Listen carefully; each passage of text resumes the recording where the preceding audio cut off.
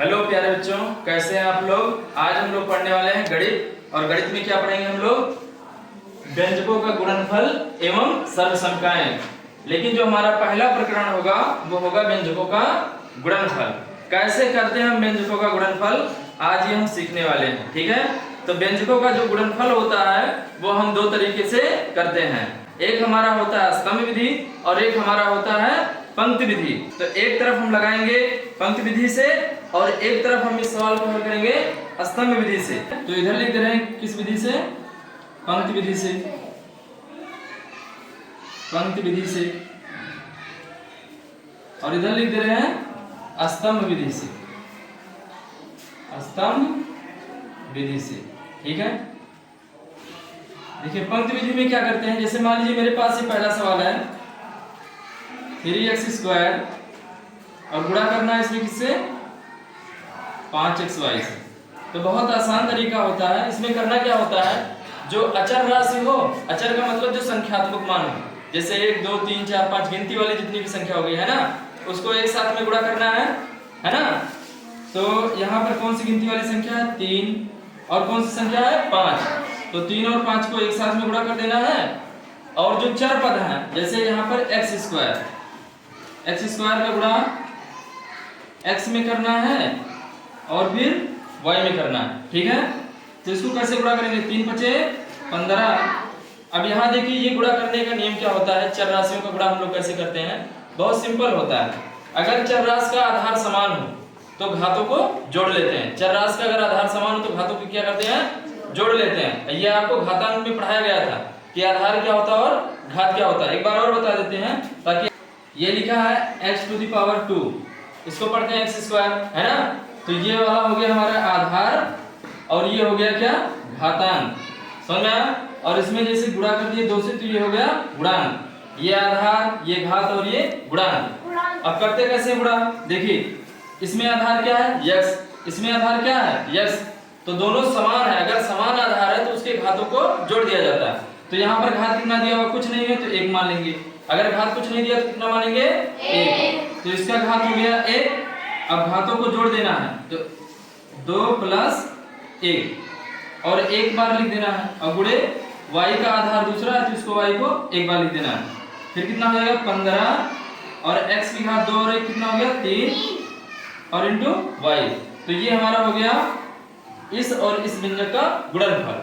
अब हम दूसरी विधि अप्लाई करने जा रहे हैं। तो इसमें कैसे गुणा करते हैं, इसमें गुणा करने के लिए बहुत आसान तरीका होता है। इसका गुणा इसमें कर देना है तो 5 ये कितना हो जाएगा 15, और x का गुणा x में करेंगे तो x 2 है यहाँ पर पावर और यहाँ पर पावर 1 है, तो ये पावर टोटल कितना हो जाएगा 3 हो जाएगा, जुड़ जाएगा, और इंटू y। तो ये हो गया हमारी कौन सी विधि, स्तंभ विधि। ये कौन सा प्रश्न है, 5xy इंटू, इसमें गुणा करना कितने से भैया, देखिए पहले ब्रैकेट, अगर दो संख्याएं जुड़ी रहेंगी तो क्या करेंगे, ब्रैकेट लगा देंगे, ठीक है। तो ब्रैकेट लगाइए और यहाँ पर लिखिए 3x² प्लस का xy। पहली कौन सी विधि हम लगाने जा रहे हैं, स्तंभ विधि। पहली कौन सी विधि पहले लगाएंगे, पंक्ति विधि, ठीक है। तो इसमें क्या करते हैं, इसमें देखिए 5xy का गुणा एक बार इसमें करेंगे और 5xy का गुणा एक बार इसमें करेंगे। पहले बराबर का चिन्ह लगाओ, 5xy का इसमें गुणा करेंगे तो क्या होगा 5xy गुणे 3x², है ना। किसका चिन्ह लगा हुआ है, प्लस का, तो लगा दीजिए प्लस। फिर 5xy का गुणा किसमें करेंगे, xy में, ठीक है। अब करना क्या है, अचर अचर पदों का गुणा करना है। तो इसमें अचर पद कितना हो गया 5 और इसमें क्या हो गया 3, तो 3 × 5 = 15, ठीक है। और यहाँ पर 15 हो जाएगा गुणे x, गुणे यहाँ भी देखिए x² है ना, x² और गुणे क्या बचेगा y, इसको ऐसे लिख देना है, ठीक है। प्लस ये क्या हो जाएगा 5 केवल है तो लिख दीजिए 5 गुणे x गुणे y और गुणे x गुणे y। समझ में आया। अब करना है क्या भाई, इसका इसमें गुणा करिए तो हो जाएगा 15 और x की गुणा कितनी बार, देखिए यहाँ पर घात 2 है और यहाँ पर घात कितना है 1, तो टोटल घात कितना हो जाएगा 3। और यहाँ पर y अकेला है तो y को ऐसे लिख देंगे, ठीक है। y वाला घात नहीं इसमें जुड़ेगा, क्यों? क्योंकि इसका आधार दूसरा है और इसका आधार दूसरा है। अब फिर क्या करना है, प्लस 5 का गुणा करना है किसमें, इसमें करना है। तो कोई अचर पद नहीं है, केवल 5 ही अचर पद है ना। तो 5 को ऐसे लिख देना है और इसमें गुणा कितना हो जाएगा भैया, x गुणे x 2 बार है तो एक पावर ये टोटल पावर कितना हो जाएगा 2। y पर यहाँ पर एक पावर है, यहाँ पर एक पावर है, 2 बार है तो y की पावर हो जाएगी 2।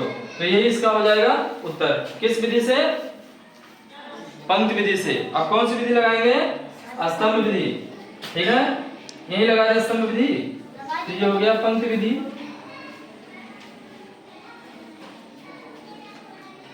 और दूसरा क्या लगाएंगे, स्तंभ विधि, यहीं पे लगा देना, ठीक है। अब स्तंभ विधि में क्या करना है, देखिए इसको एक को ऊपर लिखते हैं और एक को नीचे लिख देते हैं। तो लिख देंगे 3x स्क्वायर प्लस का xy और गुणा किससे करना है, 5xy से, उसको नीचे लिख देना है, ठीक है। अब गुणा इसमें कैसे करते हैं, देखिए इधर सबसे पहले इस 5xy का गुणा करेंगे इसमें, ठीक है, 5xy का गुणा करेंगे इसमें। तो इसमें गुणा करेंगे तो 5 का गुणा 3 में हो जाएगा और xy का गुणा हो जाएगा x स्क्वायर में।